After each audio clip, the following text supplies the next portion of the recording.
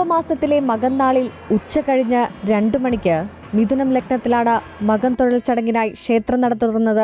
സർവാഭരണ വിഭൂഷിതയായ ദേവിയെ ദർശിക്കാൻ ആയിരക്കണക്കിന് ഭക്തരാണ് ഇത്തവണയും രാവിലെ മുതൽ തന്നെ എത്തിയത്. ഏകദേശം 300-ൽ പരം വരുന്ന ദേവസ്വം ബോർഡിന്റെ ജീവനക്കാർ വിവിധ കൗണ്ടറുകളിലും അതുപോലെ തന്നെ ഭക്തജനങ്ങൾക്ക് സൗകര്യമൊരുക്കുന്നതിനും വേണ്ടി എല്ലാ ഒരുക്കങ്ങളും നടത്തിയിട്ടുണ്ട്. 1 മണിയോടുകൂടി ക്ഷേത്രനടയടച്ചു. തുടർന്ന് 2 മണിക്ക് സർവാഭരണ വിഭൂഷിതയായി നെയ്ത്തരി വിളക്കുകളുടെ ശോഭയിൽ ഭക്തർക്ക് ദേവീ ദർശനം.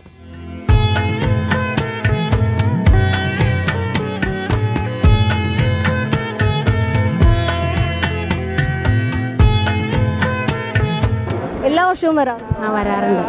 വളരെ വിശ്വാസമാണ്. എല്ലാ വർഷവും വരും. അതെ. വില്ലുമംഗലം സ്വാമിയാർക്ക് ദേവി വിശ്വരൂപ ദർശനം നൽകിയ ദിനത്തെ അനുസ്മരിച്ചാണ് മകൻ തൊഴൽ നടത്തുന്നത്. രാത്രി 9:30 വരെയായിരിക്കും ദർശന സമയം. എന്നാൽ കാത്തു നിൽക്കുന്ന അവസാന വിശ്വാസിക്കും ദേവിയെ കണ്ടുമടങ്ങാനുള്ള സൗകര്യമൊരുക്കുമെന്നാണ് ദേവസ്വം ബോർഡ് അറിയിച്ചിരിക്കുന്നത്.